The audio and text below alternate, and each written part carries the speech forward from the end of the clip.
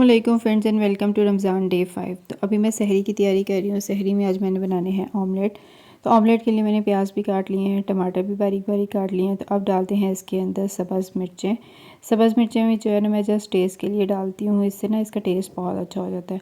और फिर इसके अंदर डालेंगे 2 अदद अंडे, ये एक डाला और ये डाला दूसरा। फिर इसके अंदर डालेंगे ज़रूरत के मुताबिक स्पाइसेस, जिसमें है थोड़ा सा नमक, और फिर इसके अंदर डालेंगे थोड़ी सी सुरख मिर्चें, और फिर जो है इसको अच्छे से मिक्स कर देंगे। स्पाइसेस जो है मैं ज़्यादा नहीं डालती, क्योंकि सारा दिन फिर रोज़ा रखना होता है, इस तरह फिर ना मैदे में जलन होती है अगर ज़्यादा स्पाइसी चीज़ हो तो।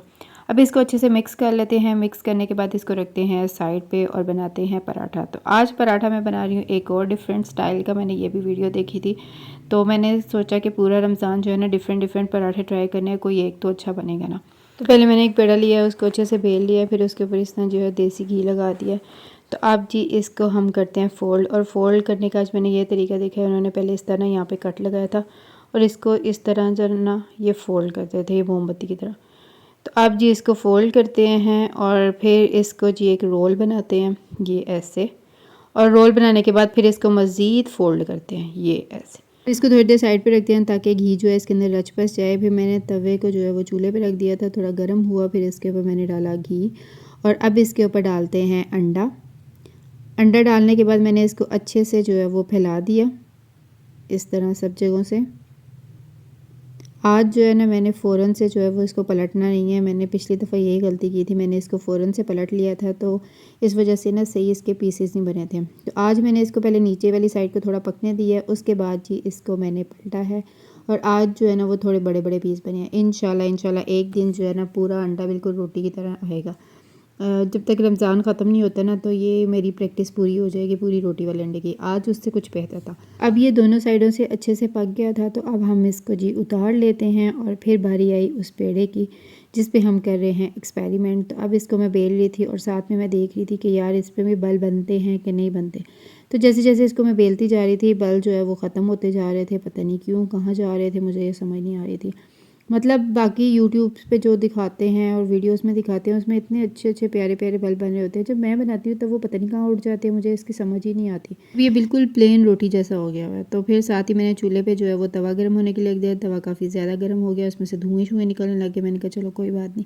फिर मैंने उसके ऊपर डाला थोड़ा सा देसी घी, और इस टाइम पर मैं बड़ा एहतियात से डालती हूँ। लास्ट टाइम जो है ना मेरे हाथ पर ऑयल लगा था, तो तौबा बड़ी जलन हुई थी।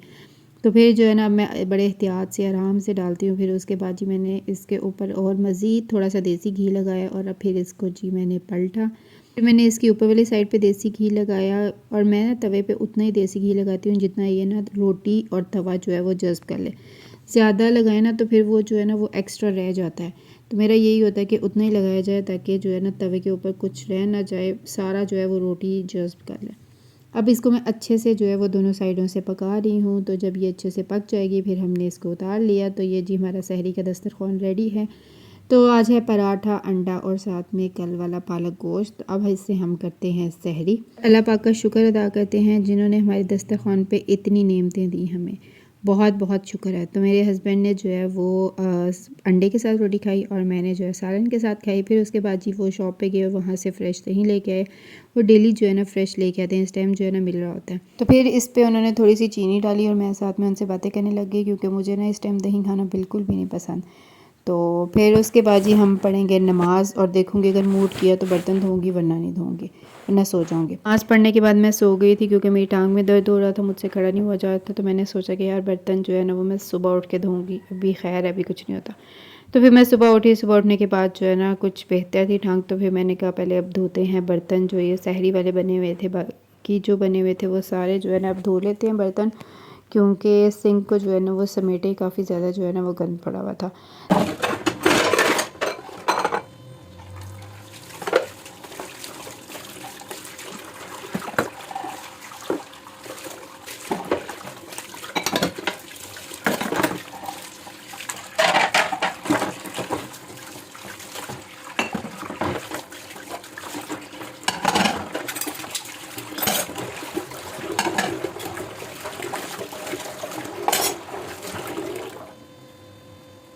फिर उसके बाद मैंने हस्बैंड को छत पे भेजा। मैंने कहा ये सारी चादरें जो है ना ऊपर पड़ी हुई हैं वो आप जाके छत से लेके आएँ। तो उन्होंने कहा चलो ठीक है। तो फिर वो जग गए छत पे, उन्होंने सारा सामान जो है ना वहाँ से लेके आए। इसमें चादरें हैं, खेस है, रज़ाइयों के कवर है, तकियों के कवर है। तो ये सारे हम लोगों ने एक ही दफ़ा धो दिए थे। आंटी कह रही थी कि अभी एक दफ़ा अब धो देते हैं, दूसरे ना फिर हम नेक्स्ट लगाएंगे रमज़ान के बाद, मतलब ईद के बाद लगाएंगे। अभी जो है ना कुछ अभी धो लो कुछ बाद में। मैंने कहा चलो ठीक है। वैसे भी आंटी का भी रोज़ा होता है, हमारा भी रोज़ा होता है, चलो जितना काम ईजीली वो कर सकती हैं उतना अच्छा है। और वैसे भी रमज़ान में थोड़ा बहुत तो ख्याल करना चाहिए। और इतना ख़ास मुझे कोई ज़रूरत भी नहीं होती इतनी ज़्यादा चीज़ों की कि भाई मैं कहूँ कि मुझे ये भी फ़ौरन चाहिए, वो भी फ़ौरन चाहिए। मैंने कहा चलें ठीक है। तो अब ये सारी जो थी ना ये खुश्क हो गई थी। तो अब जी इनको हम समेटते हैं और फिर इनको जहाँ जहाँ जिस जिस तरतीब से रखना है उस तरतीब से रखेंगे। और ये है जी इनमें जो सिंगल बेडशीट थी और जो डबल बेडशीट थी ना वो तो बड़ी इजीली जो है वो तय लगाई जा रही थी। बाकी जो रज़ाइयों के कवर थे, उसके अलावा जो खेस थे और जो सोफ़ों की चादरें थी ना वो बड़ी मुश्किल से मैंने तय लगाई। इतनी लंबी थी, तय नहीं लगाई जाती थी सही। तो फिर फाइनली ये सारी चीज़ों को मैंने तय लगा लिया है। वो डबल बेडशीट थी, उसके अंदर मैंने तकिए भी रख दिए हैं। और ये हैं रज़ाइयों के कवर, ये सिंगल बेडशीटें हैं, ये सोफ़ों की चादरें थी और ये हैं जी उनके ऊपर तकिए मैंने रख दिए जो सिंगल थे। उसके बाद ये खेस। अल्हम्दुलिल्लाह ये काम भी कंप्लीट हो गया, मतलब अब चादरें जो है ना वो ईद तक हो जाएंगी, इतना स्टॉक पड़ा हुआ है मेरे पास अल्हम्दुलिल्लाह। फिर उसके बाद जी मैंने सोचा बनाते हैं चिकन समोसा, क्योंकि मेरे हस्बैंड काफ़ी दिन से कह रहे थे कि यार चिकन समोसा बनाओ। तुमने सादे आलू वाले समोसे तो बना लिए, चिकन समोसे इस दफ़ा क्यों नहीं बनाए। मैंने कहा यार वो भी बना देती हूँ। तो आज मैंने सोचा कि मैं चिकन समोसा बना ही देती हूँ। फिर एक पैन लिया, उसके अंदर मैंने डाला थोड़ा सा ऑयल, फिर उसके अंदर डाले हैं प्याज। और फिर जब प्याज थोड़े सॉफ्ट हो गए थे फिर इसके अंदर डाला है लहसुन अदरक का पेस्ट। ये मैं बस फ्रीज़ हुआ पड़ा हुआ था। अब इसकी जो है थोड़ी देर भुनाई करते हैं। फिर इसके अंदर मैंने डाला है कीमा।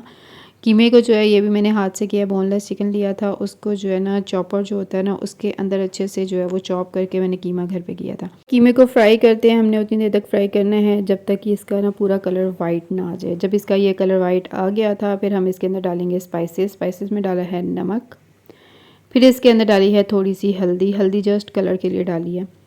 फिर इसके अंदर मैंने डाली है थोड़ी सी सुरख मिर्च, फिर इसके अंदर डाला है धनिया पाउडर, फिर इसके अंदर डाला है थोड़ा सा ज़ीरा पाउडर, फिर इसके अंदर डाली है थोड़ी सी दादर मिर्च, फिर इसके अंदर डाली है थोड़ी सी काली मिर्च। तो सारे स्पाइसेस जो इसके अंदर डालने थे वो मैंने इसके अंदर डाल दिए हैं। तो अब इसको अच्छे से मिक्स करते हैं और फिर इसकी थोड़ी देर जो है वो भुनाई करते हैं ताकि सारे स्पाइसेस जो है ना वो ऑयल में फ्राई हो जाए, वरना कच्चे कच्चे होना तो उससे गले को पकड़ते हैं और जो है मैदे में जलन करते हैं। ख़ास तौर पे ये मिर्चें जो है ना ये बहुत ज़्यादा जलन करती हैं। तो अब थोड़ी देर इसकी भुनाई करते हैं ताकि कीमा भी जो है वो अच्छे से गल जाए। तो अब कीमा भी अच्छे से गल गया, भुनाई हो गई थी। फिर इसके अंदर मैंने डाला थोड़ा सा चिली सॉस और फिर इसके अंदर डाला थोड़ा सा सोया सॉस। इससे जो है ना इसका टेस्ट और मज़े का होता है। फिर अब इसको अच्छे से मिक्स करेंगे और थोड़ी देर मज़ीद पकाएंगे ताकि चिली सॉस और सोया सॉस का जो हल्का सा पानी है ना वो भी ख़त्म हो जाए और ये बिल्कुल ड्राई हो जाए।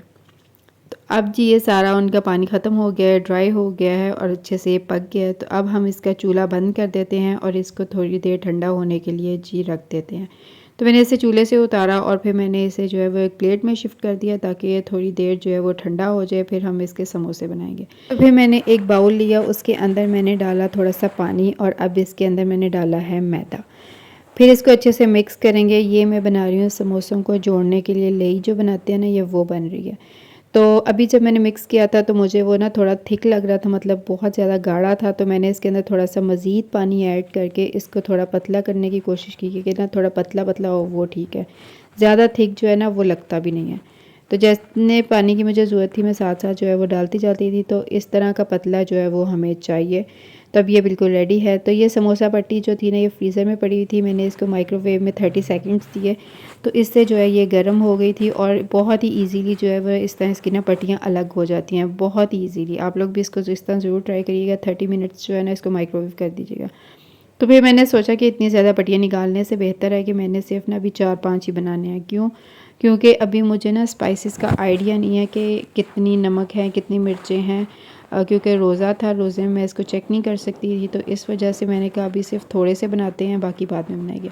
तो अभी ये पहले मैं एक बना रही हूँ, उसको जो है मैंने लोई लगा के जो है वो अब जोड़ लिया है। तो अब इसको करते हैं फ़ोल्ड। फिर मैंने इसके अंदर जो है वो फिलिंग की है। फिर अब इसकी दूसरी साइड पे ये लगाते हैं, अच्छे से जो है वो इसके ऊपर मैंने लगा लिया है। फिर अब इसको इस साइड से करते हैं फोल्ड, सही से हमने बंद करने हैं इसके किनारे, ताकि यहाँ से जो है वो चिकन या जो आलू की फिलिंग, जो भी फिलिंग है वो बाहर ना निकले। कि जब फिलिंग बाहर आती है तो वो ऑयल में गिरती है और उससे जो है वो छींटे पैदा होते हैं। वो फिर अगर आपको कहीं पे छींटा लग जाए तो भाई नानी याद आ जाती है, इतनी ज़्यादा जलन होती है। तो बाकी समोसे भी इसी तरह जो है वो हम रेडी कर लेते हैं जिस तरह मैंने ये फ़ोल्ड किए हैं। तो मैंने सिर्फ 4 समोसे फ़ोल्ड किए हैं, 3 जो थे ना वो सही समोसों वाले फ़ोल्ड हुए, एक पे मैंने एक्सपेरिमेंट किया था जो कि ख़राब हुआ। फिर उसके बाद मैंने सोचा कि थोड़े से पकोड़े बना लिए जाएं, जिसके लिए मैंने आज आलूओं को थोड़ा लंबा लंबा फ्राइज़ वाली फॉर्म में काट लिया है। फिर उसके बाद इसके अंदर मैंने डाले हैं प्याज भी आज मैंने मोटे मोटे काटे हैं। फिर इसके अंदर डाली है थोड़ी सी पालक और फिर इसके अंदर मैंने डाला है बेसन। ये जी अब इसके अंदर बेसन डालते हैं। बेसन मैंने बिल्कुल थोड़ा सा डाला है, ज़्यादा नहीं डाला, अगर ज़्यादा डाले ना वो मज़े के नहीं बनते। फिर थोड़ा सा इसके अंदर डाला है नमक, फिर थोड़ी सी इसके अंदर डाली है हल्दी कलर के लिए सिर्फ, और फिर इसके अंदर डाला है धनिया पाउडर। इसका ना टेस्ट मुझे इसमें बहुत अच्छा लगता है, जब इसकी खुशबू आती है और टेस्ट आता है बहुत मज़े का लगता है। फिर इसमें मैंने दादर मिर्च डाली हैं और फिर अब इसको अच्छे से जो है वो मिक्स करते हैं। मैंने इसमें अभी पानी नहीं डाला क्योंकि जो ये सब्जियां थी ना ये धुली हुई थी, मतलब आलू भी धुले हुए थे, प्याज भी धुले हुए थे, इसके अंदर ऑलरेडी पानी था। तो मैंने कहा अगर इसके अंदर मज़ीद पानी डालूंगी ना तो ये थोड़ा ज़्यादा पतला हो जाएगा। तो अभी इसको जो है पहले इसके साथ मिक्स करती हूँ, अगर मुझे लगा कि इसमें पानी डालने की ज़रूरत है तो डालूंगी, वरना नहीं। लेकिन इतनी ज़रूरत नहीं पड़ी थी तो मैंने इसी तरह मिक्स करके इसको फ्रिज में रख दिया। फिर उसके बाद ये कल की बची हुई पड़ी हुई थी मेरी चाट, तो मैंने सोचा कि इसी को ही जो है वो आज मैं यूज़ कर लूँगी, इसलिए मैंने नई नहीं बनाई, मैं कल वाली जो है ना उसी को ही खा लूँगी।